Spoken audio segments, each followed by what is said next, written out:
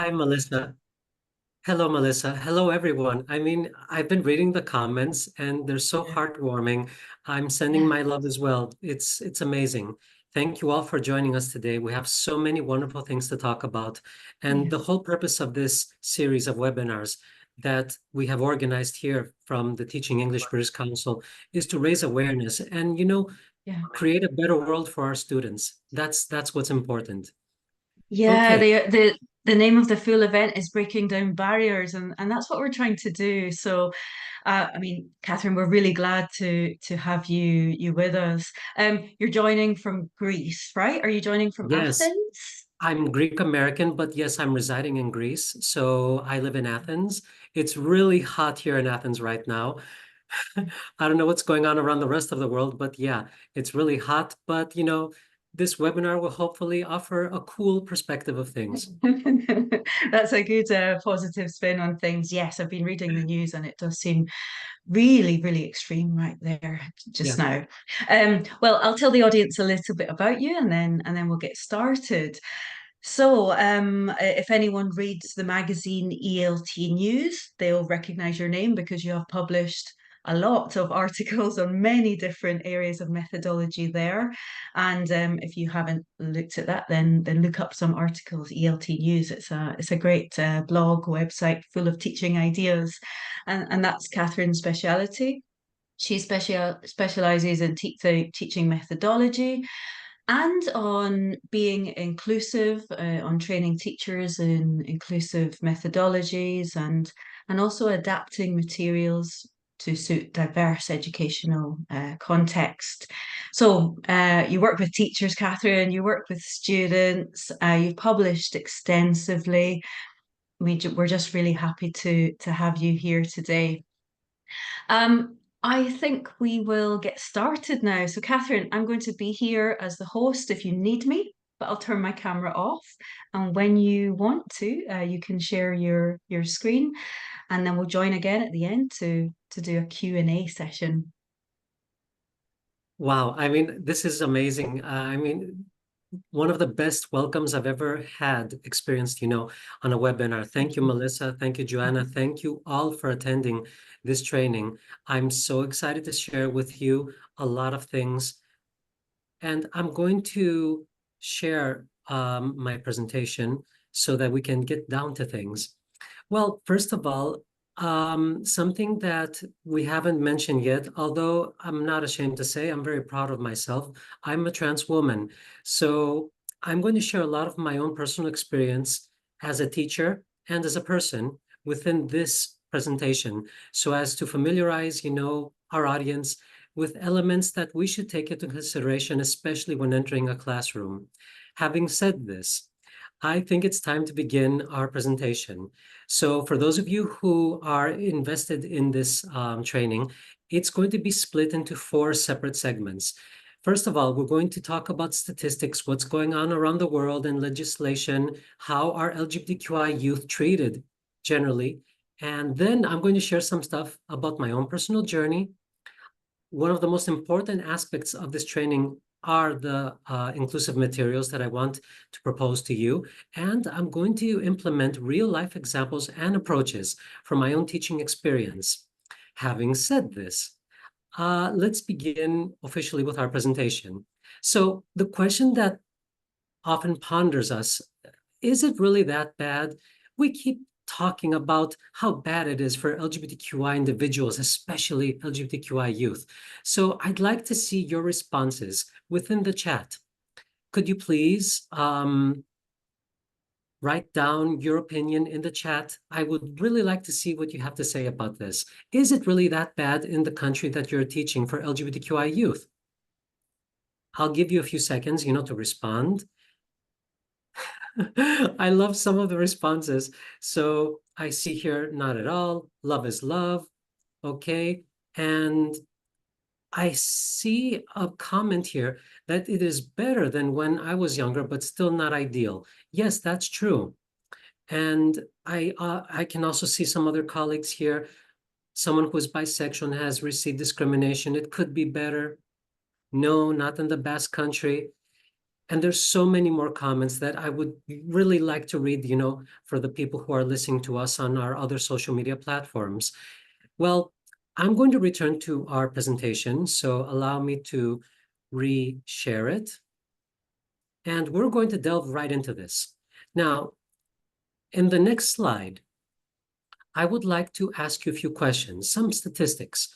Now, you can find so many statistics online about what's going on, with LGBTQI individuals at school. The first question, how many LGBTQI students felt unsafe at school due to sexual orientation? So I'll ask you once again to write your opinion in the comments. I wish it was a single digit percentage. Thank goodness it's not a 3-digit percentage, but let's see what you think. How many LGBTQI students felt unsafe at school due to sexual orientation? Give me statistics. I can see 75%, I can see 90%, 60. In my country, none. Okay, all right. 90%, almost all. I can see a plethora of answers here. Thank you so much. Now, I'm going to answer the question. It's 64%. This is based on a specific statistic by SREC Resources. The next question I'm going to ask you, because we have 4 percentages I'd like to see. How many LGBTQI students have experienced physical harassment? Yes, things are getting, ugly right now. How many have experienced physical harassment? So I'd like to see your thoughts on this, the percentages in the comments, 70%, 50 perhaps, 40%, 55. You know what? Even if it's 1%, that's horrible. There should be no violence and no physical harassment due to someone's sexual orientation or gender identification. I can see 80%, 65, 70, and so on and so on. So let me give you the answer so that I don't keep you waiting anymore. It's 44%. It's more than 1/3, it's almost half, let's say, but it's a lot. It's a lot. Now, 2 more questions. How many LGBTQI students had problems with bullying due to sexual orientation? When I'm talking about bullying, it could, be verbal abuse, being taunted by your fellow classmates. Let me see more percentages. Let's see in the comments. What do you think? We're talking about general bullying. 90%, 70, 50, 98. So I can see higher percentages here. And to be honest, I will answer right away.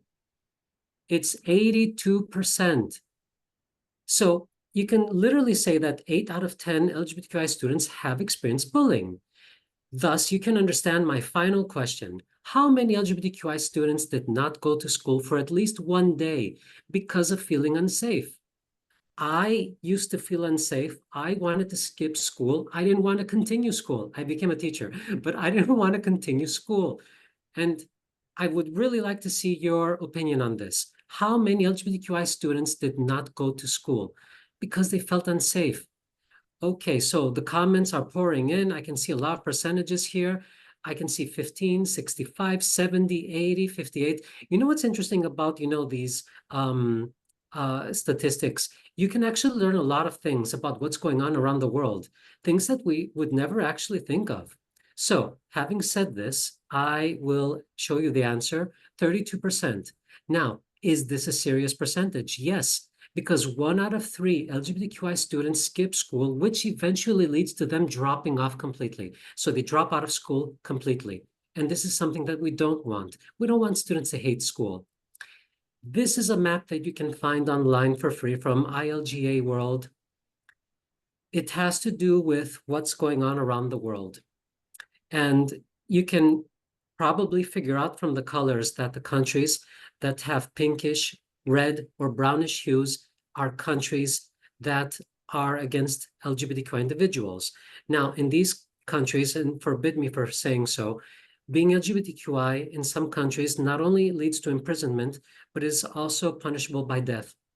Yes, and you can imagine a student or any individual for that matter who is afraid to express himself.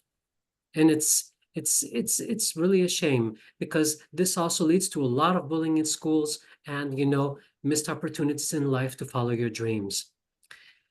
This is a map of what's going on in Europe. Now, this is where things get interesting. I'm living in Greece, and things have changed a lot in Greece the last 2 years. If you look closely at this map, you can actually understand that Greece is a highly accepting country of LGBTQI individuals.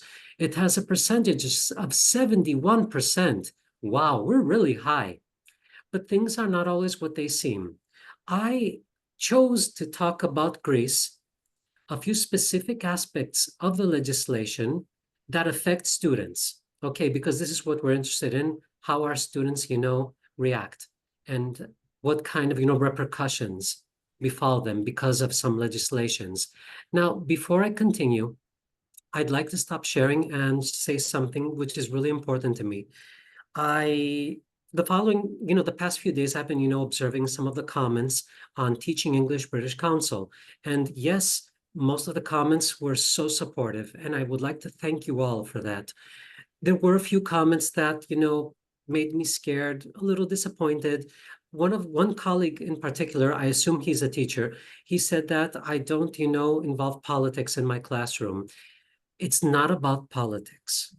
It's about basic human rights and respecting our students and promoting an inclusive environment in which they will actually flourish and reach their true potential. I think that's the most important thing, and that's why we're here today. Okay, so let's return to the presentation and let me show you something interesting. I'm not going to analyze all these laws here in Greece. Okay, I will analyze two of them that have to do with students. Now, the second one, as you can see, legal gender recognition in 2017. This had to do with acknowledging trans individuals, which means that at the age of 18, you have the capacity to change your identification papers and, produce a new identity card based on the gender that you feel more comfortable with, which means that trans students could change their identity cards from the age of 18 onwards. This was a tremendous help for university students, college students, as they received less bullying. Unfortunately, this doesn't apply, for students that are, under the age of 18. Now, I will touch upon a few more subjects. As you can see, there is a law, same-sex marriage and adoption, which was a huge accomplishment in Greece.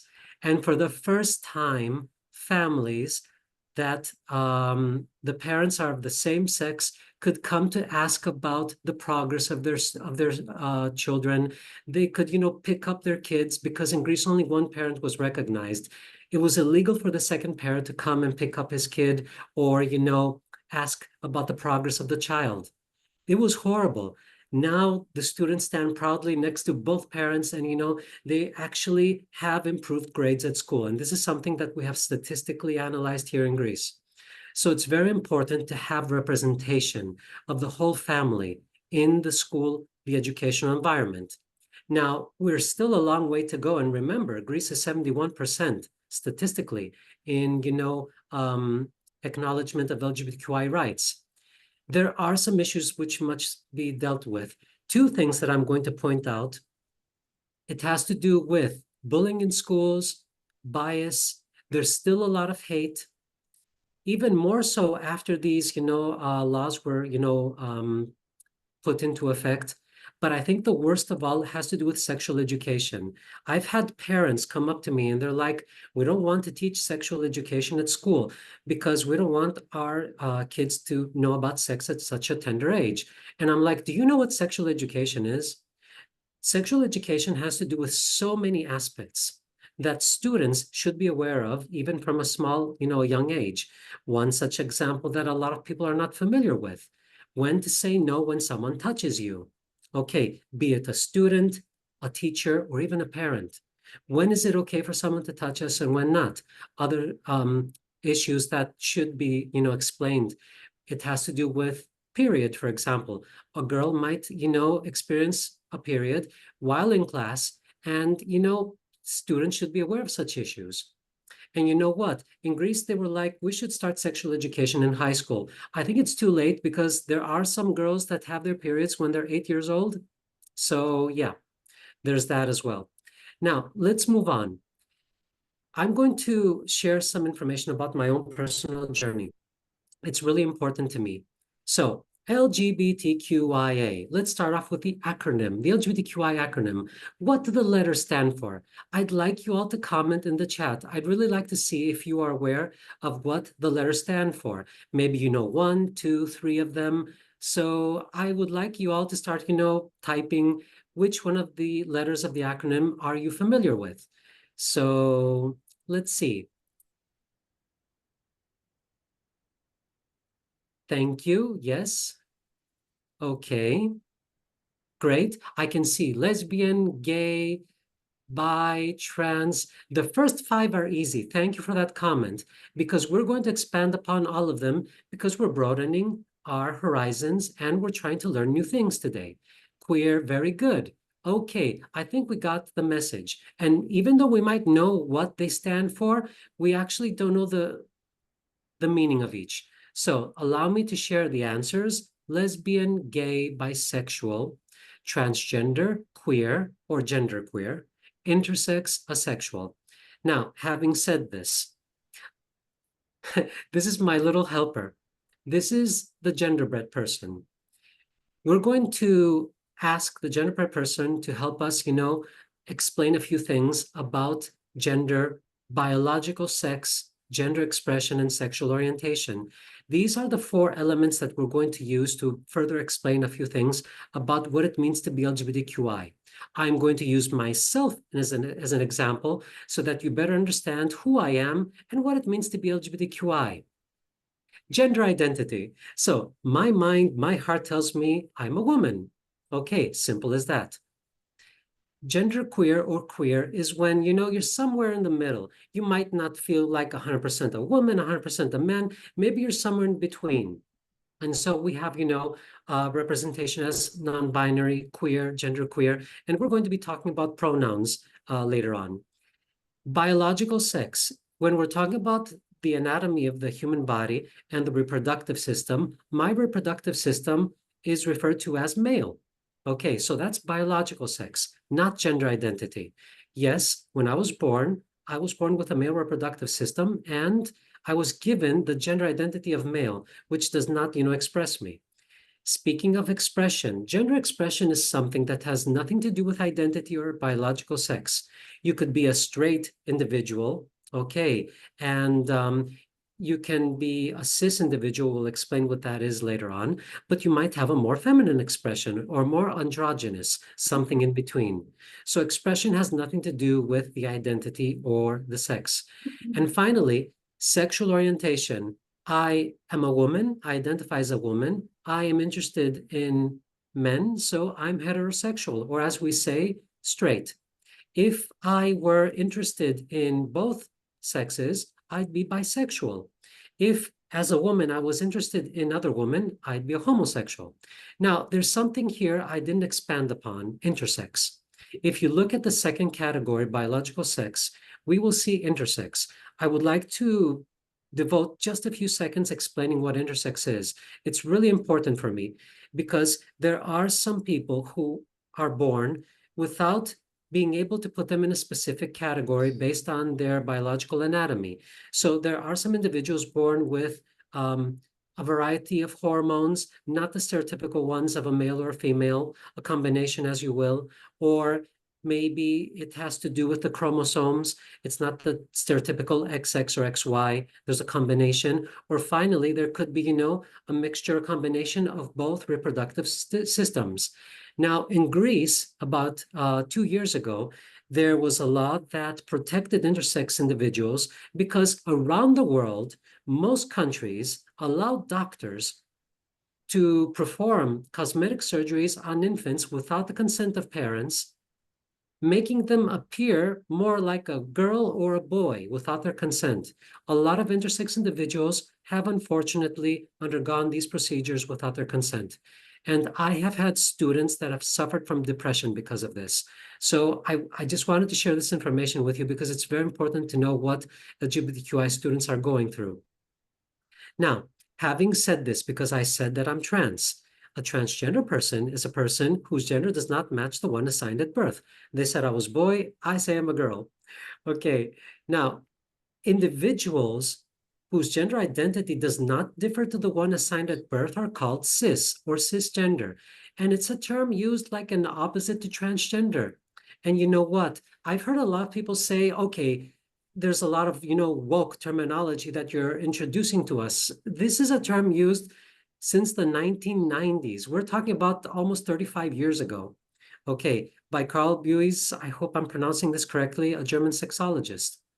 Okay, having said this, because we talk about sexual orientation, as I just explained to you, and why don't we call it sexual preference? Well, you know what? I'll be honest. If it was a choice, most of us would be cis and heterosexual so that we won't, receive all this hate throughout our lives and being afraid of going to work or going to school. So sexual orientation has to do with the people we are attracted to. If it were a matter of preference, our lives would have been easier. Now, this is the third part of our presentation, and I'm really excited about this part. It has to do with adaptation of materials. And to be honest, this would need a presentation in itself to explain. However, let's get the short, gist of it. Critical discourse analysis. This is an approach that I implement many times, and it has to do with the way language is constructs social realities. It shapes power relations and influences ideologies. And you know what? In many texts, listening, reading comprehensions, even in videos, you can find hidden meanings and assumptions and the power dynamics within them. Now, before I continue to the next slide, I'd like to share a story about an ELT course book I was using this year. So I think it's like in the 5th unit. And please, I would like to ask everyone, do not state in the comment section which book I'm talking about. Do not state the name of the publisher. It's just something that I saw. Most likely, most of you have taught this book. So I just want to tell you what critical discourse analysis has to do with this. So we had a listening segment with my students. And at one point, it had to do with a family.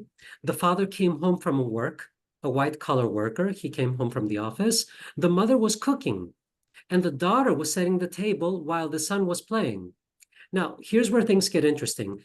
We were listening to the conversation, and at some point, the father said, okay, dinner's over, so you can go wash the dishes with, the daughter, because he was implying that this is a job for the girls, and I'll go with our son to repair his bicycle. So I was shocked by what I was hearing. And you know what I would like to say is that I don't like these stereotypical norms that, the daughter should help the mother in the kitchen, and the father, he's the one that's the bread, provider. And these are things that, are ideas that are, deeply ingrained within, materials that we're using even today. And it's horrible. It's a book that I was teaching this year. I was shocked. So having said this, when we're talking about critical discourse analysis, the first thing I would like to say is that you should analyze the text that you have before you, the materials, your textbook. Do they reflect different voices, backgrounds, experiences, ethnicity, gender? The second thing is, if they are inclusive or not, because if they're not, we have to do something about that. And that's where we come in as teachers. And we have to dig our resources, look online, find for inclusive materials. You have to update your libraries. And you know what? Something that I do with my students, because we have a lot of students, of different, cultural backgrounds here in Greece. And that's so wonderful. So I keep telling them, let's do a show and tell, tell us about the food in your country, or, the traditions. And this is a wonderful cultural exchange of knowledge. And we enrich our vocabulary in class and broaden our horizons as well. I also implement STEAM and CLIL. For those of you who are not aware what these two approaches are, we're talking about science, technology, engineering, arts, maths, or content and language integrated learning. Why not adapt your lesson by talking about a Japanese inventor who is actually LGBTQI and, learning about the culture and traditions in English? Okay, so by implementing and adapting, all these wonderful stimuli, you can enrich your learning environment and make it more inclusive to your students. Now, the whole idea is to update your ELT materials. There are so many websites that you can use. You can also use your own imagination. And trust me, it's easier than you think. Let's see some answers in the chat. Having said all this, critical discourse analysis, let's use our imagination a little. What's wrong with this picture? We are all aware of the fact that when we start, teaching jobs to our students at the younger ages, we see a picture like this. Can I see your ideas, your thoughts in the comments? What's wrong with this picture? Yes, thank you. All white male, male, male. And this is something that we've experienced, the previous decades. And I'm sorry to say there are still textbooks that, implement these pictures. It's true, this, and it's degrading to women, to people of various ethnicities, cultural backgrounds. Why do we do this? So we are teachers, okay, we are experienced, and we are going to make sure that our materials are inclusive. We can find pictures for free online, okay? You can see the captions below where I found these pictures. Isn't this a more proper representation of jobs? All right, so we're talking about various gender. We talk about, ethnicities, backgrounds. Everyone is capable of doing any job they wish to do. Okay, and this is the kind of message that we want to pass on to our students. That's where critical discourse analysis, plays a pivotal role in education. Let's try to work on some vocabulary. Now, I have an example here. I remember the previous textbooks that we used to use, and a few today, used to say, firemen, policemen, and we had the representation of the white males. Now, I'll give you some time in the chat. I'd really like to see what kind of vocabulary can we find to substitute the ones given to us here. So fireman becomes firefighter. What about the rest? Maybe you know some vocabulary for 4 of them, 5 of them, maybe all of them. I don't like the last one, waiter, waitress. In many of my webinars, I see a word that I don't really like, which is servant. It reminds me of slavery. So I'm really interested in seeing the last one, what you can think of, because I'm learning too. All of us are, expanding our knowledge. Let's see. Very good, guys. Police officer, chairperson, flight attendant, spokesperson. We have sales rep. Nice. Flight attendant, sales clerk. Never thought of that. Thank you. Chairperson, host, business leader. Nice. Business person. Wow. I love, these webinars. We have this wonderful exchange of knowledge. Business executive. Very nice. And, the comments are flying so fast. I might miss a few. Please, pardon my tardiness. Restaurant server. Okay. Yeah, I agree. The last one is tricky. Hospitality assistant. Nice. Okay, now I have some proposals on the wait person. Yes, I have some proposals. Doesn't mean they're the best. Doesn't mean that you can't use your own. So here are the ones that I wrote down, okay, after some research. And of course, yours are wonderful. I love your ideas. They're great. Okay, now I didn't give you much time to check them out. Yes. Now, before moving on, I would like to state something else that happened on, the social media accounts of the British Council. A colleague of mine was bombarded because of the use of they, them. I previously mentioned that we should respect all human beings, students, teachers, parents. We are all human beings and we all deserve to be respected for who we are, our wishes. And I was disappointed when my colleague was bombarded by the use of they, them. We should respect them for their identity. And because I've heard a lot of cruel comments about what it means to be non-binary and that this is just a woke idea. It's not woke.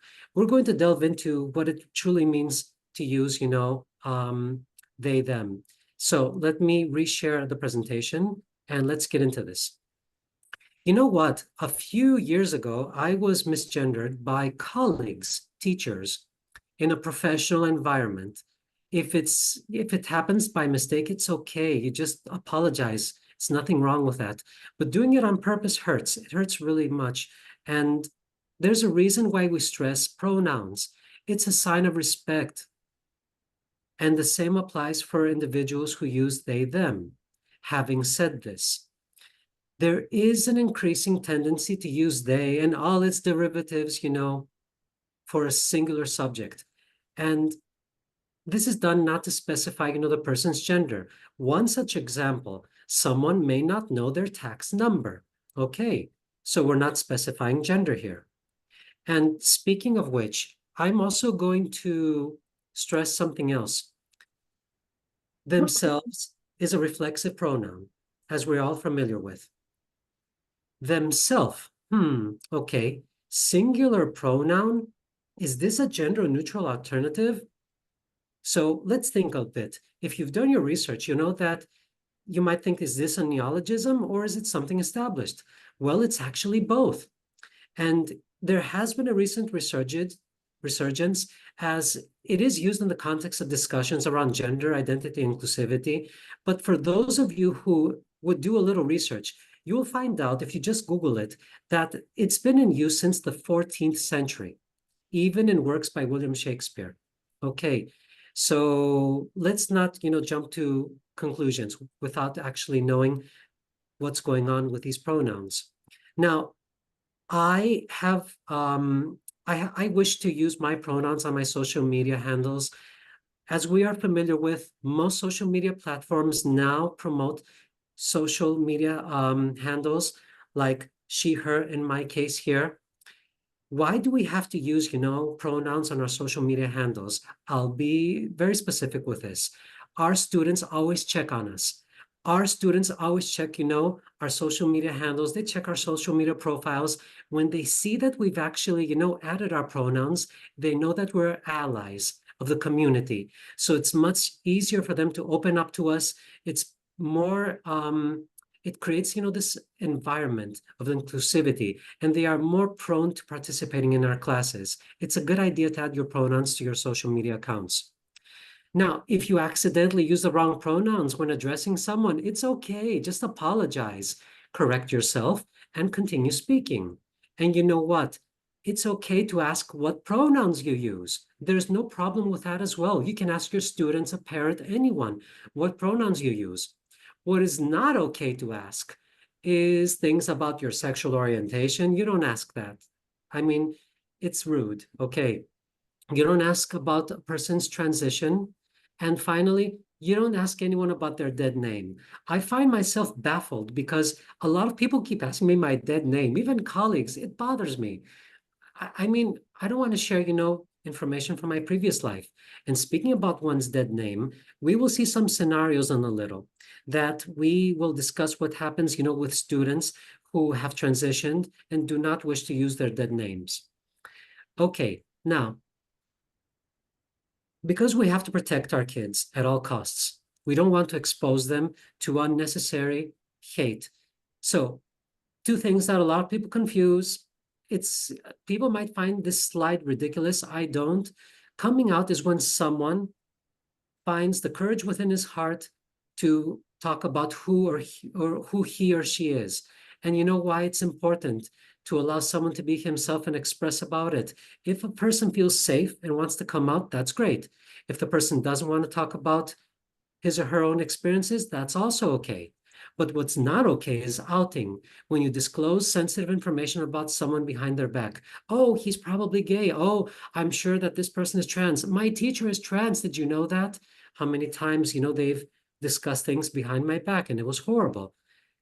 So try to respect one another. Now, we don't have much time, so this is the final segment of our training.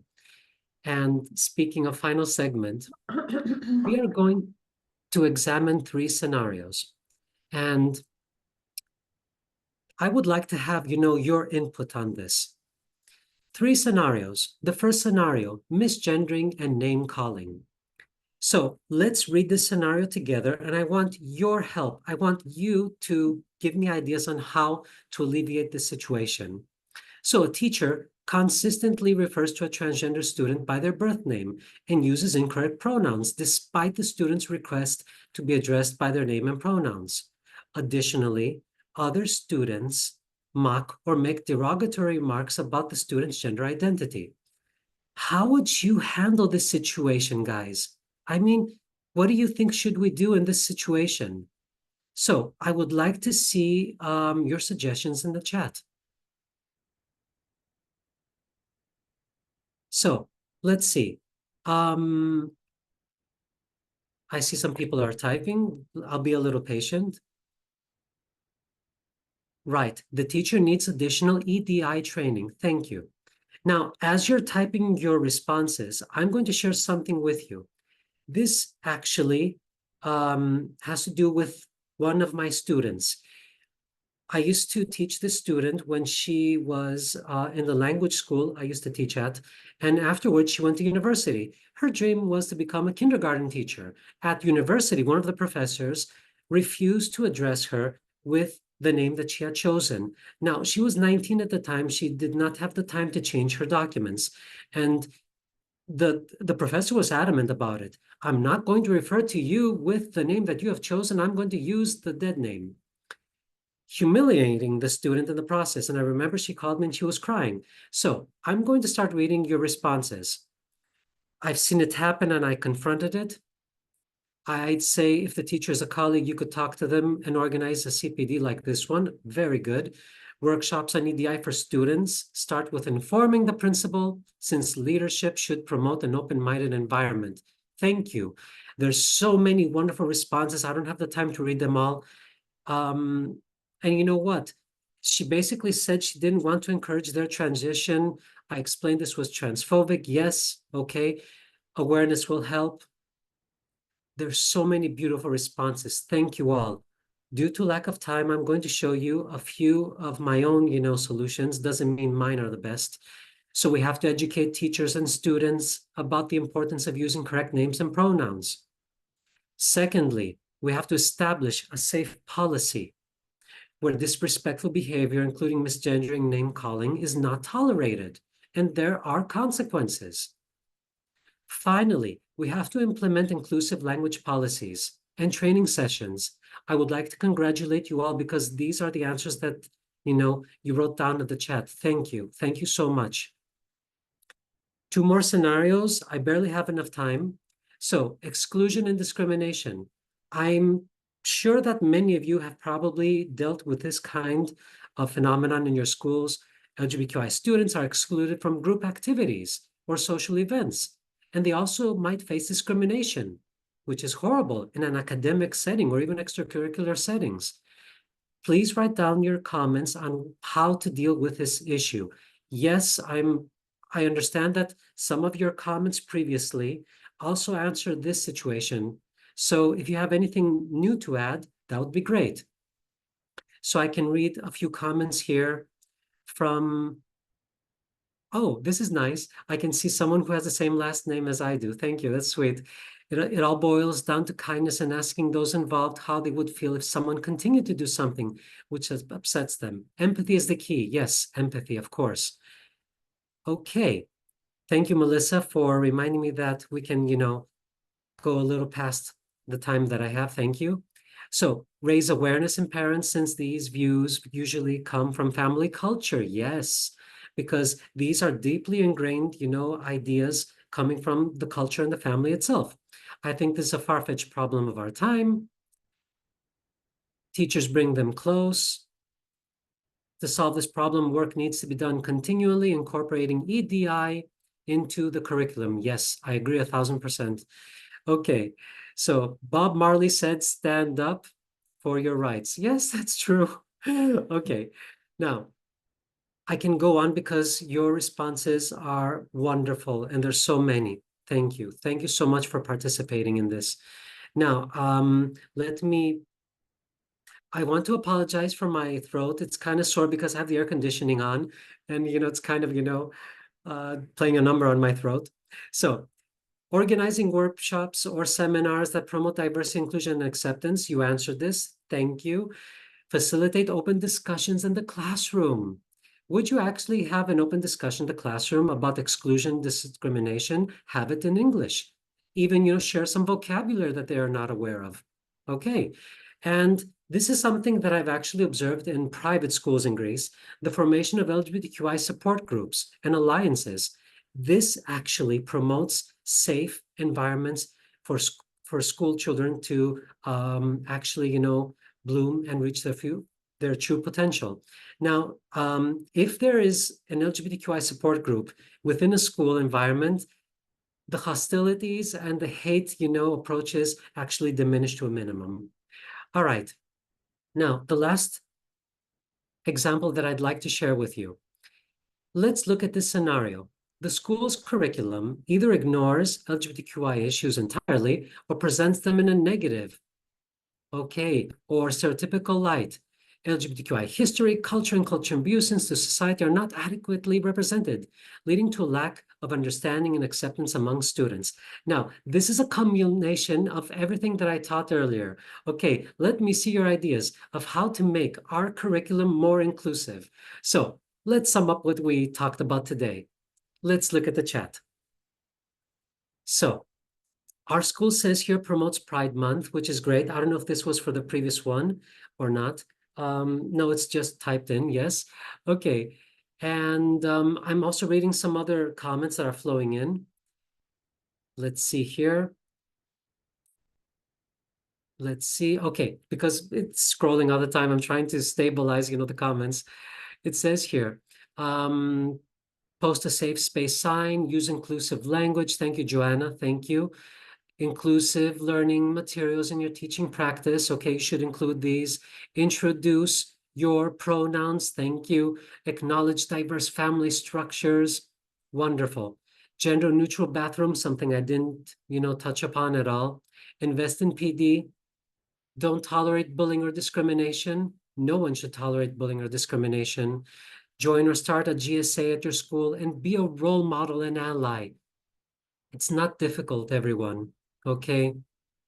So I could go on and continue, reading your wonderful comments, and I'd like to thank you all.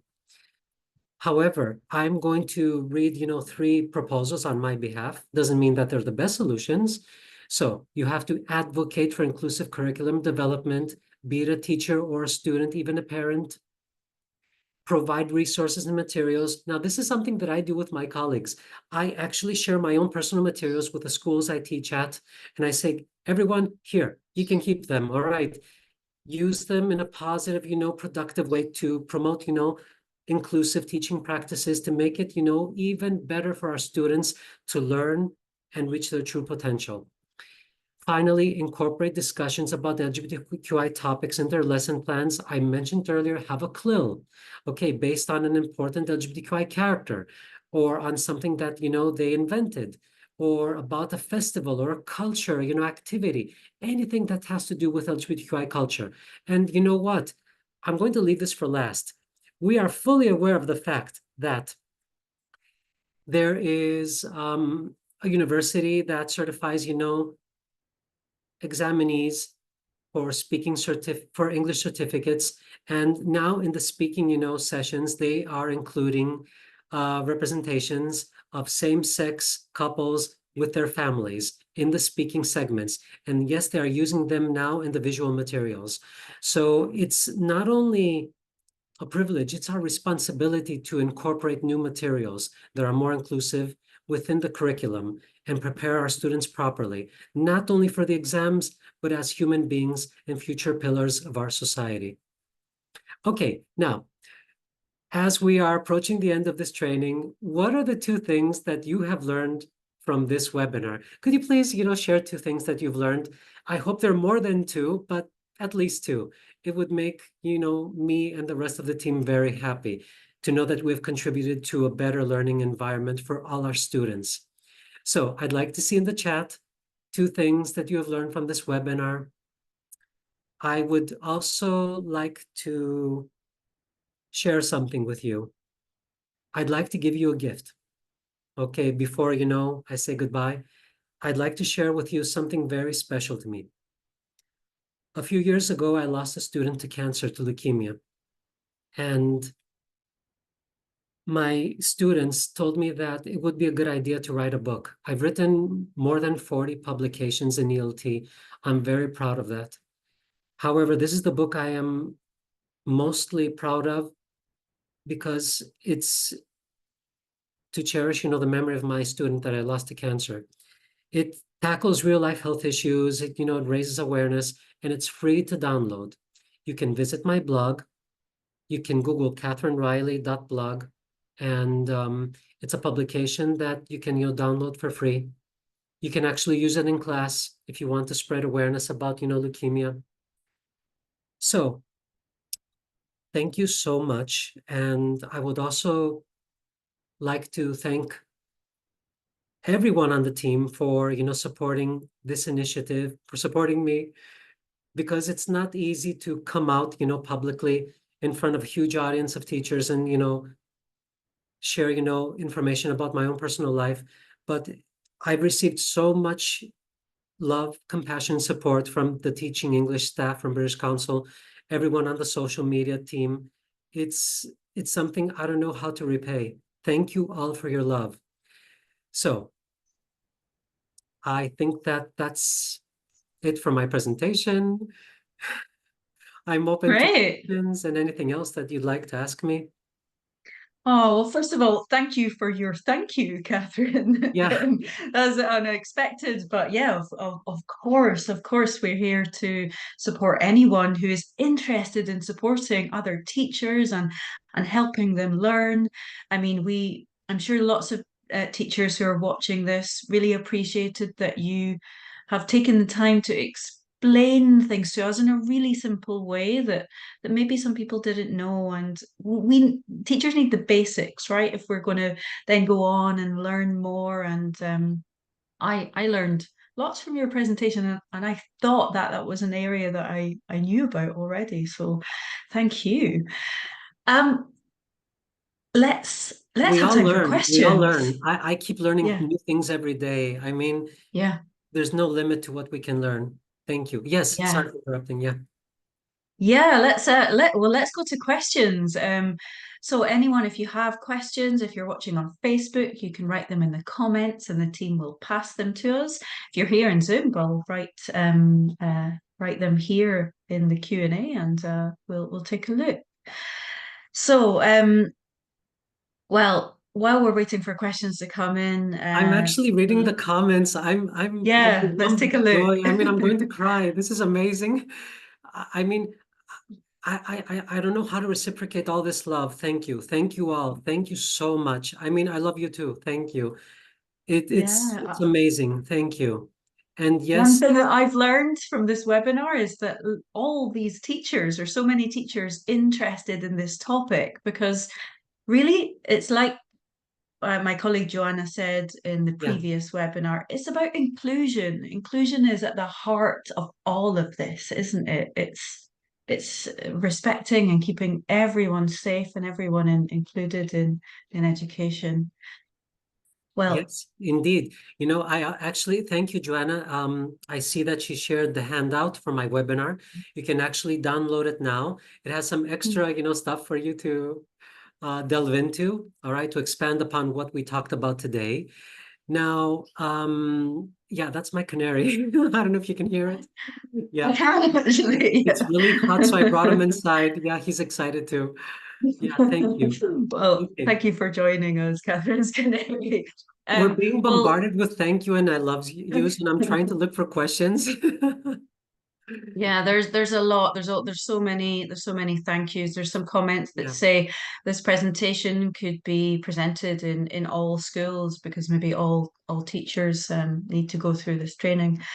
So yeah, if you're a teacher watching and you think you could use this presentation, talk about these things, then that's a good way to be an ally, isn't it? Yes, it is. And you know what? Um, all the support. I mean, everyone, you are appreciated. Thank you. And you know what? Maybe together we can actually, expand upon what we learned today because we're talking about inclusive vocabulary, we're talking about inclusive Mm. practices. We can all think of, something innovative to implement in class. And, by Mhm. sharing these with other, colleagues, we can actually, cater to all audiences because there is such a variety in culture and ethnic background. And it's Mhm. wonderful when we have the opportunity to exchange these ideas online in webinars such as these. Yeah. Well, let's go to a question that I think is interesting, and it's related to what we've just been mentioning. The Yes, question says, "How can we motivate our colleagues who don't care about this issue?" Any tips for someone who wants to be an ally, who wants to take this topic into their schools, but their colleagues are just not interested? I have like a lot of responses for that matter. Yeah, because I have met colleagues who are adamant and they do not wish to be trained in such, topics and approaches. And I tell them, are you afraid of learning something new? We are educators and we cater to lifelong learning. I remind them that ignorance is what leads to hate. And we are actually Mhm. contributing to all this hate that we are, experiencing today because we are not educating ourselves.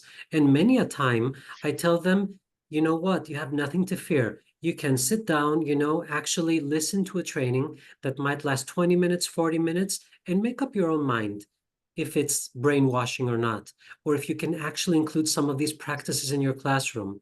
Because avoiding a training completely is something that I will reprimand, but having an opinion on it, I have to respect all opinions, but I will never accept the fact that you don't want to be trained just because.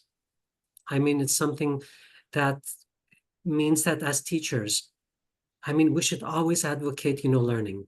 And Mm. after, experiencing the training and the learning, it's up to you to decide what you think is forced upon you or not. Yeah, yeah, definitely, definitely. And like you said, if there's a student in the school that maybe needs some support and needs some help, at least you'll be showing yourself as an ally to them, so that if they're in that other teacher's class, they can come to you. So I really liked when you mentioned the fact that I mean everyone should put their pronouns on social media handles or maybe on your Yeah. email, because then that just shows that you're open to that conversation, and that a student can come and tell you their pronouns if they well if they want to, and they know that you'll Yes, be open and of respectful course. of them. Such a good tip. It's a really great tip. Melissa, I see this comment here. I would like to answer it. It says, how should I Sure. tackle homophobia and transphobia in Mm. education when learners do it Yeah. through peers? First of Oh, that's all, a good question. yeah, Yeah. there should be a strict no harassment, no hate policy in classroom, Yeah. regardless of gender, sexual orientation, of any disability, ethnicity, anything. So this is a policy that should be, implemented, in any kind of school. And it all Mhm. starts, from the head of the school, the management, be it the Yeah. school principal, the school owner, anything. After that, the teachers should, should not should not tolerate such behaviors in class. And they should make it perfectly clear that each student should respect one another within Mhm. the school classroom. Now, of course, we cannot control what goes on, outside of school. Unfortunately, we can't. However, within, the confines of the school environment, we should promote respect to one another. Mhm. I'm not saying, reprimand the student, but we should not tolerate these behaviors and explain to them why their attitudes are wrong and should, Mhm. reevaluate their approach to their fellow students. Yeah, yeah, that's really good advice. And actually, if people are interested in how to have that conversation with that student, then stay tuned for our fourth session today, because we have a presenter from Spain, Veronica, who's going to talk about how to how to have those difficult discussions and what language to use. So yeah, please don't go away, audience. There's going to be some good answers. Um, there's a really lovely question that I would love to know the answer to. And someone asks, Catherine, do you have any recommendations on any age appropriate literature for teenagers that have LGBTQIA plus experiences like books, fiction, films, anything like that that could be used in the classroom? If you don't right now on the spot, that's okay. We can share these ideas later, I can't but think of you something do? specific, but there are a lot of animations right now.